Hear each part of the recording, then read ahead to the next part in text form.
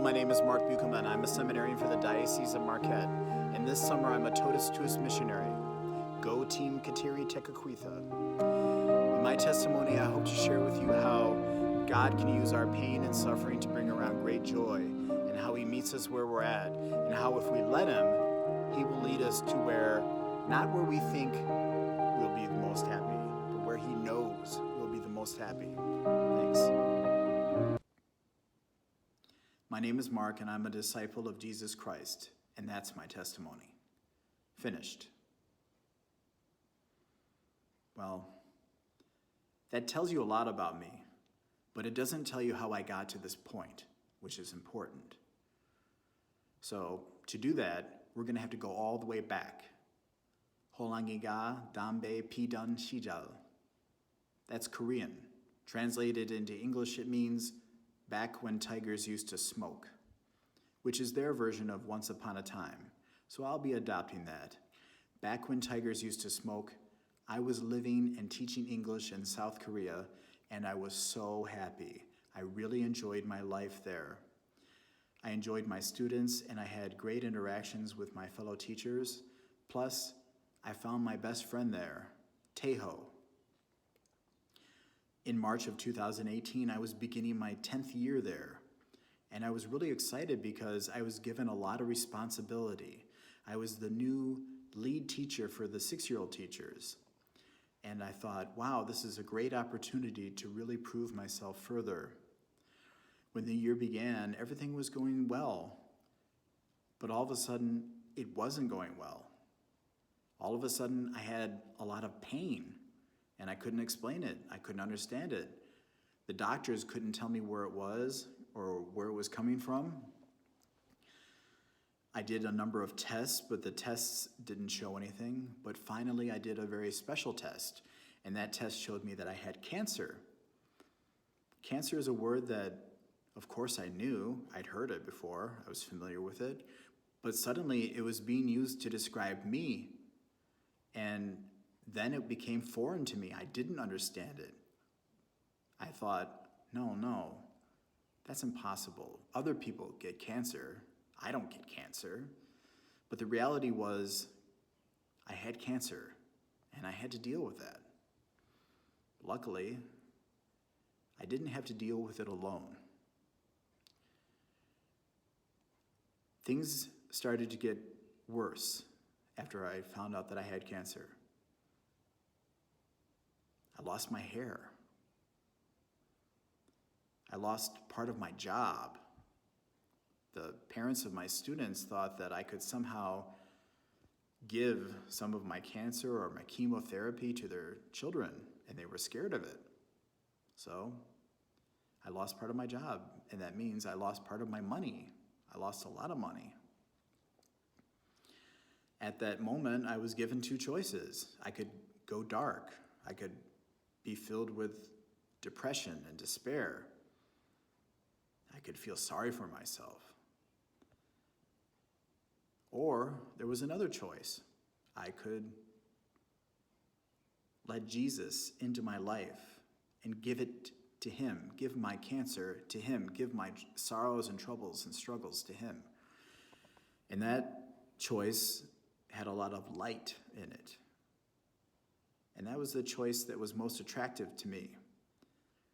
So I chose that choice. I chose to learn about Jesus, to follow Him more. And when that happened, my troubles and sorrows didn't go away right away, but I felt at peace. The decision to choose Jesus filled me with contentment, and I was happy, even though I was going through this ordeal that was very traumatic. I was still very happy. And eventually, the cancer went away. It took a while, but I remained faithful to my prayers, and I trusted that Jesus was going to let me out of this. And He did. And then something miraculous happened. He put something on my heart. he put a calling to the priesthood on my heart. I suddenly found myself saying, I want to be a priest. But I thought, Mark, you're 39 years old. You're too old to begin a new life. You're a teacher. You're already settled doing this. But the calling became stronger. And I wanted to explore it. So I asked the priest of my cathedral, am I too old to become a priest? And he said, no, you're not too old to become a priest. So I did more digging. I started talking to a seminary. And then I found the director of vocations for the Marquette Diocese, Father Ben. And we started talking. And we formed a dialogue. And I was really happy about that because I felt like, wow, this is really going somewhere. This is exciting. So I made a pledge that when my contract was finished, I was going to move back to Michigan and then move up here to the Upper Peninsula to get to know this great diocese and have them get to know me. And that's what I did. I came back to Michigan and moved up here, and I feel like I'm living the part of he lived happily ever after. That's what's happening to me now because I made this decision to choose Jesus. I made the decision to trust. There was great sorrow and great tragedy in my life, but it wasn't the end of the world.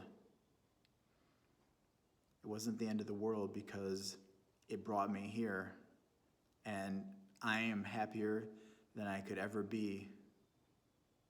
I'm happier than I've ever been in my whole life. 2018 was the worst and best year of my entire life. Thank you for watching and listening to my testimony. I wanted to close with a reflection. When bad things happen to us, it is important that we turn immediately to God because He's the one who can and will fix our problems. He wants to love us and console us and make us feel all better. Remember when we're kids and something bad happens to us, if we get hurt, we run to mom and dad and ask them to make it all better. And that's what He wants to do. We need to trust Him. We need to turn to Him to make it all better because He can and will. One more thing I wanted to close with is that during my cancer, I was afforded many graces. There were many good things that did happen, even though I was going through so much pain. One thing that happened was that my best friend Tejo became a Christian. He saw the pain that I was going through, and he saw me turning to Jesus and being happy through my pain. So he wanted to be a part of that. He was very curious about that. So he became a Christian. And not only did he become a Christian, but he became baptized into the Catholic Church on October 13th of 2019, which is the canonization day, the day that John Henry Newman became a saint. So that's very special. Thank you again very much for being a part of my testimony and being a witness to my testimony. It really does mean a lot to me. Take care and God bless you. Bye-bye.